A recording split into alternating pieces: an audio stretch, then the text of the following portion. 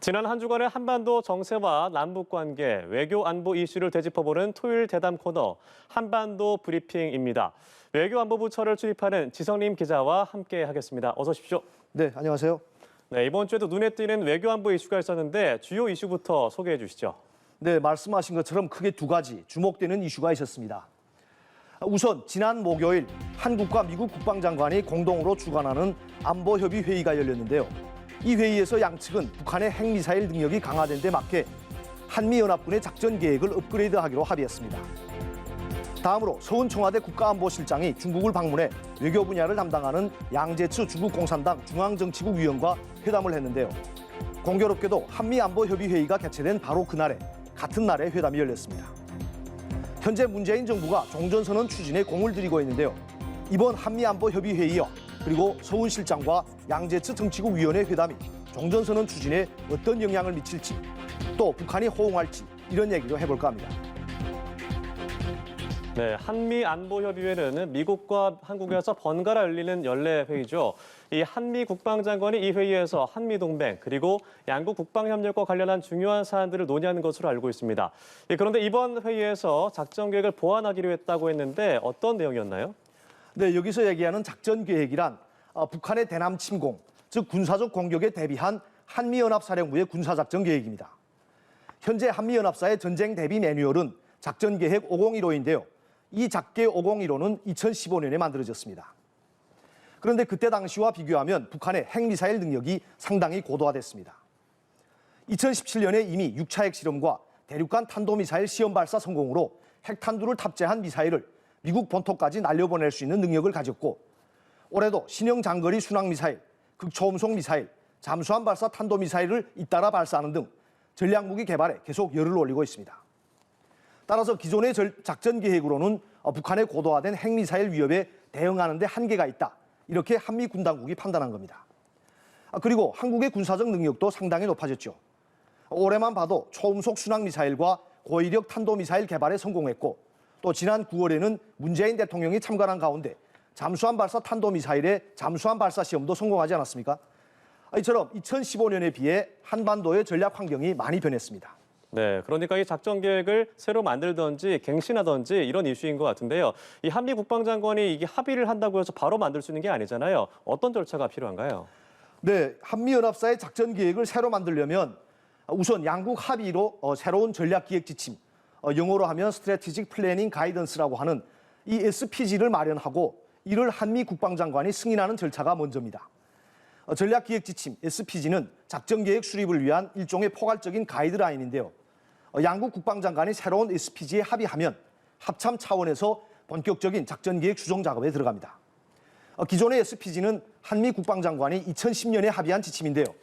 이를 기반으로 2015년에 한미 합참의장이 서명한 작계 501호가 만들어졌습니다.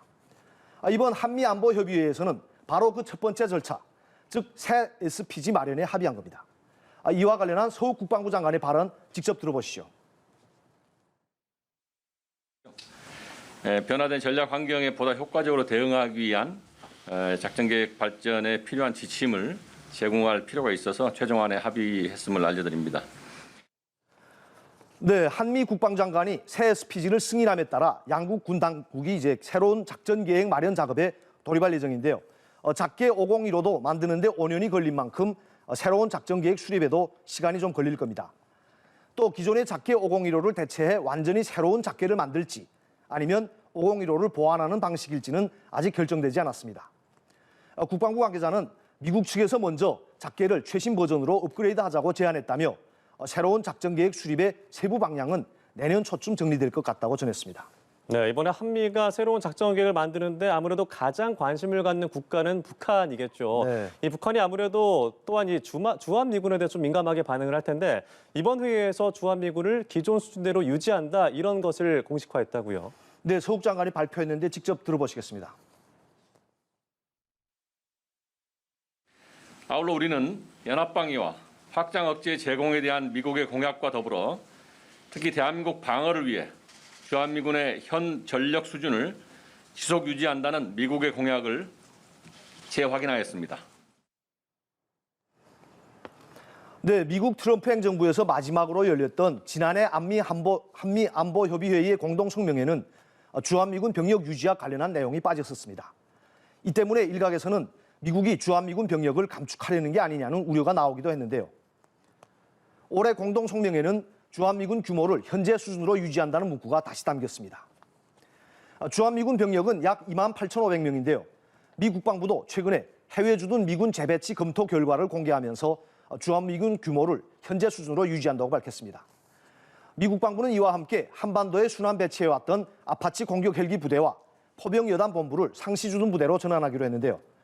미군의 핵심 전력이 한반도에 상시 주둔할 경우에는 전력 증강 효과가 나타나 대북 억제력이 강화된다고 전문가들은 평가하고 있습니다. 네, 전력 증강이라고 한다면 안보적 측면에서 우리에게 좋은 방향으로 가고 있다 이렇게 볼 수 있을 것 같은데, 그런데 이번 한미안보협의회의 공동성명에서 대만과 관련한 언급이 있었습니다. 이 중국이 가장 좀 민감하게 반응한 이슈가 대만이잖아요. 네, 그렇습니다. 이번 공동성명을 보면 대만 해협에서의 평화와 안정 유지의 중요성을 확인했다, 이런 문구가 포함됐습니다. 한미 정상회담 공동성명 문구를 그대로 인용한 것이지만 한미 군사당국의 공식 문서에 처음으로 대만이 명시됐다는 점에서 주목을 받았습니다.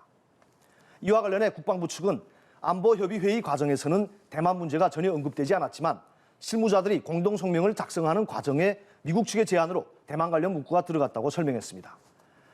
국방부가 이렇게 톤 다운했지만 예상했던 대로 중국의 반응이 뒤따랐습니다. 한미안보협의회의 공동성명이 발표된 당일 서훈 국가안보실장과 양재추 중국 공산당 정치국 위원 간 회담이 중국 텐진에서 열렸는데요. 이 자리에서 양 정치국 위원이 대만 해협이 명시된 공동성명에 대해 엄중한 우려를 표명했다고 중국 외교부가 전했습니다.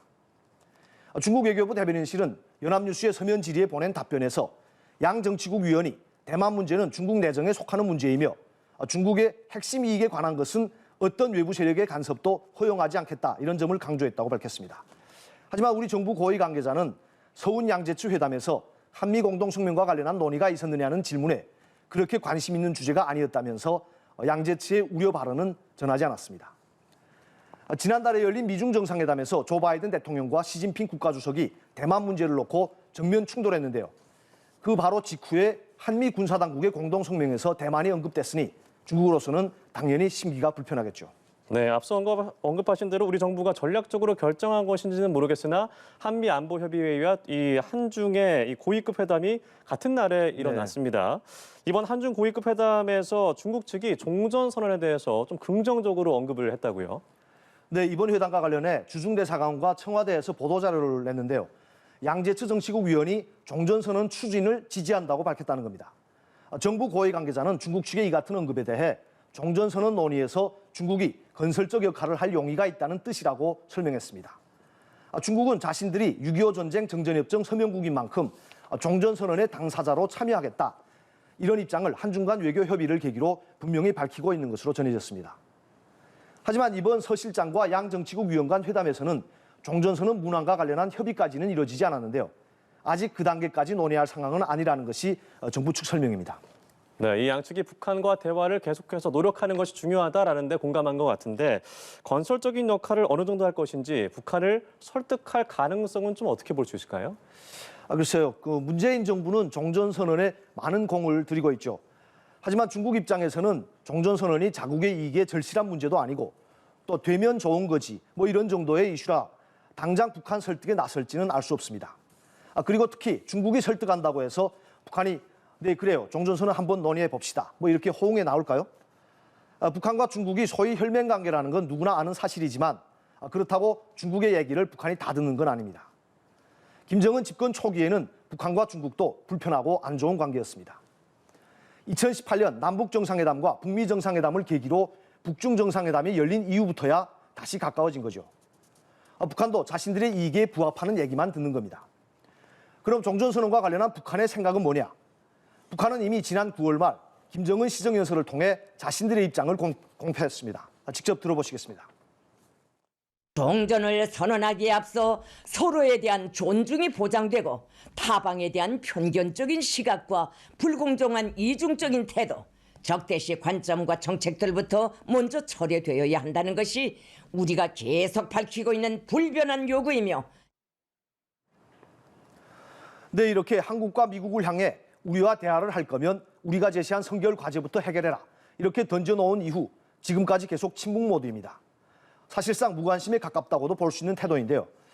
문재인 대통령이 지난 9월 유엔 총회 연설에서 종전선언을 제안한 이후 정부는 미국 측과 활발하게 협의를 이어온 데 이어 중국과도 논의를 시작하는 등 종전선언 추진을 위해 열심히 노력하고 있습니다. 하지만 정작 가장 중요한 당사자인 북한의 호응이 없으면 종전선언은 불가능합니다.